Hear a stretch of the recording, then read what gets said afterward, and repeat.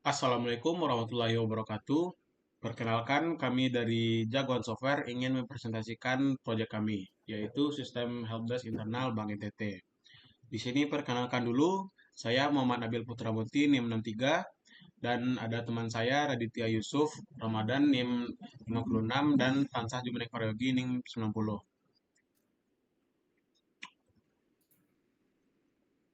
Latar belakang. Apa sih yang melatar belakangi kami untuk membuat sistem helpdesk internal Bank NTT?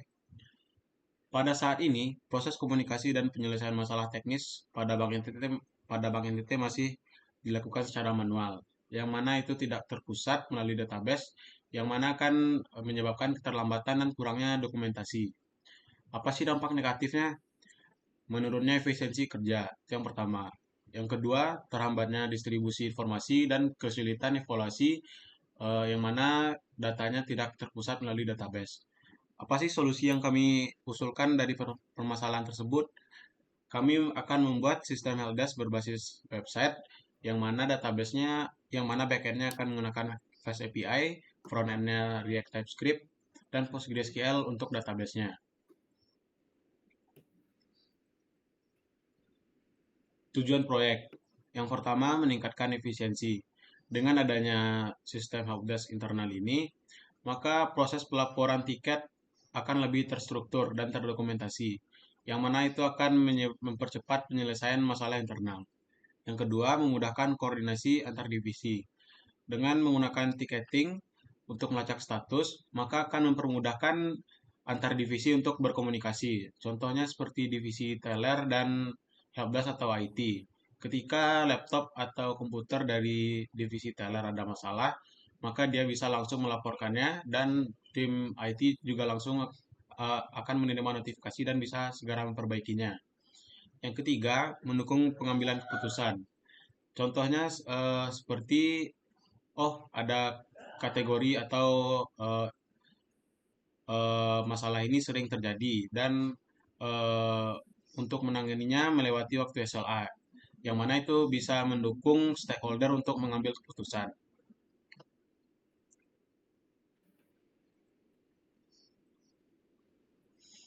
Manfaat proyek. Manfaat proyek dari Jagoan Software sendiri ini akan memperkuat portofolio perusahaan, yang mana akan meningkatkan kompetensi teknis dari tim. Untuk jangka panjangnya, ini juga bisa meningkatkan atau membuka peluang bisnis relasi dari Jagoan Software dan Bank NTT itu sendiri. Bagi Bank NTT, manfaatnya yang pertama itu meningkatkan efisiensi komunikasi internal, mempercepat respon penyelesaian masalah, dan menyediakan data analitik untuk evaluasi, serta meningkatkan kepuasan karyawan melalui dokumentasi tiket yang lebih terstruktur. Bagi stakeholder lainnya, manfaat proyek ini adalah sistem ini menjadi best practice dalam transformasi digital di lembaga keuangan daerah, mendukung tata kelola yang lebih transparan, serta meningkatkan daya saing Bank NTT yang bisa ditiru dan direplikasi oleh instansi lainnya. Selanjutnya akan dijelaskan oleh teman saya, Raditya Yusuf. Baik, izin masuk. Selanjutnya ada ruang lingkup dari apa yang kami kerjakan sendiri. Yang pertama ada sistem ticketing, yakni berupa laporan terstruktur dengan kategori ataupun prioritas, lampiran, dan nomor tiket unik untuk setiap masalah. Nah, yang kedua ada dashboard pemantauan, yakni menyediakan status tiket secara real time, menampilkan tiket baru, diproses dan selesai dalam satu tampilan. Lalu yang ketiga ada notifikasi otomatis, yakni berupa pemberitahuan email dan internal otomatis untuk pembaruan status tiket kepada pengguna. Yang keempat ada laporan dan statistik. Ini berupa fitur unduh laporan bulanan, grafik tren masalah, dan pengukuran kinerja tim support. Nah, yang terakhir itu ada manajemen SLA atau Service Level Agreement, yakni pengaturan prioritas, batas waktu penyelesaian, dan hak akses pengguna oleh admin. Nah, adapun framework yang kami gunakan yakni PMBOK atau Project Management Body of Knowledge. Yang pertama itu ada tahapannya initiating, yakni menetapkan arah proyek, mendefinisikan tujuan yang ingin dicapai, serta memperoleh persetujuan dan komitmen dari para pemangku kepentingan. Yang kedua ada planning atau perencanaan, yakni penyusunan rencana proyek secara menyeluruh, termasuk penjadwalan, alokasi sumber daya, serta penentuan anggaran agar tujuan proyek dapat dicapai sesuai dengan batas waktu dan juga tentunya biaya yang telah ditentukan. Nah, yang ketiga ada executing, yakni pelaksanaan dari rencana yang sudah disusun sebelumnya. Jadi pada fase ini aktivitas utama proyek dijalankan dan sebagian besar sumber daya serta anggaran digunakan untuk menghasilkan deliverable. Yang keempat ada monitor dan kontrol, yakni proses memantau kemajuan proyek dan memastikan bahwasanya pelaksanaannya harus tetap sesuai dengan rencana. Jika ada penyimpangan, maka akan dilakukan tindakan penyesuaian atau perbaikan. Nah, yang terakhir ada closing, yakni proyek yang telah selesai diselesaikan secara formal, hasil akhir akan diserahkan, dan persetujuan penutupan proyek diperoleh dari pelanggan atau pemangku kepentingan terkait.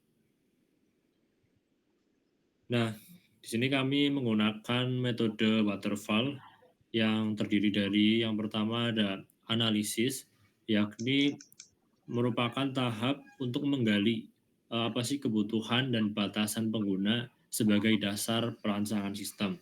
Yang kedua ada tahap desain untuk merancang kebutuhan, arsitektur, dan juga model aplikasi. Yang keempat ada implementation. Tahap ini berupa pengembangan, yakni mengkode, menguji, lalu mengintegrasikan unit menjadi sistem yang utuh.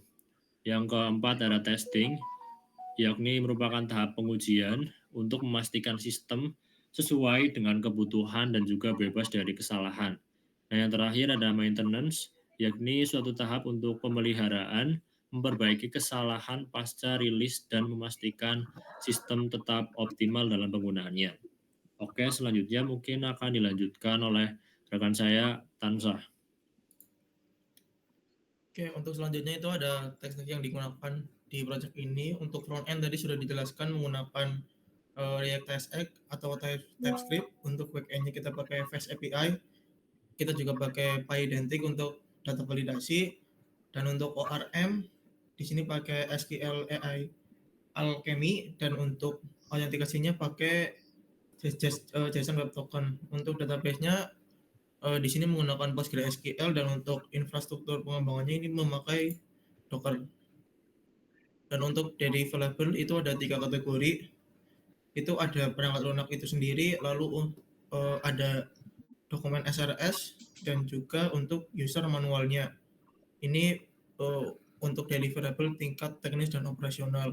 Dan untuk deliverable pelatihan usernya nanti akan diadakan sesi training user dan juga transfer pengetahuan teknis. Selanjutnya ini adalah estimasi waktu kerja. Untuk waktu kerja sendiri kita menentukan 5 hari kerja dari hari Senin hingga hari Jumat, dan dihitung hanya hari kerja saja. Jadi kalau libur itu nggak masuk di hari kerja. Untuk rencananya ada 120 hari pengembangan proyek untuk Bank NTT ini. Dijadwalkannya itu selama 4 bulan atau 120 hari kerja dari tanggal 13 Agustus hingga 29 Januari 2026. Dan di sini bisa dilihat ada inisialisasi, desain UI UX, pengembangan sistem, ada testing, deployment, dan juga maintenance and support. Dan di sini ada work type-nya, ini bisa dilihat menggunakan Gantt chart sudah ya. Di sini bisa dilihat untuk Gantt chart-nya, ini menggunakan metode waterfall SDLC-nya, dan ini untuk network diagramnya.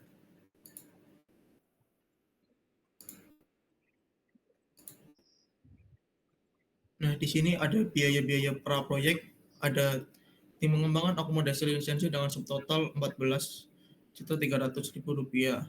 Dan untuk implementasinya ada dari tim database, akomodasi dan server lainnya itu Rp332.800.000, dan untuk pemeliharaannya 34 juta, kisaran totalnya didapat 381.720.000. Sekian dari presentasi kelompok 2 di Jagoan Software untuk project sistem helpdesk internal Bank NTT.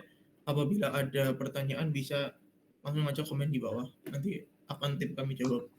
Terima kasih. Wassalamualaikum warahmatullahi wabarakatuh.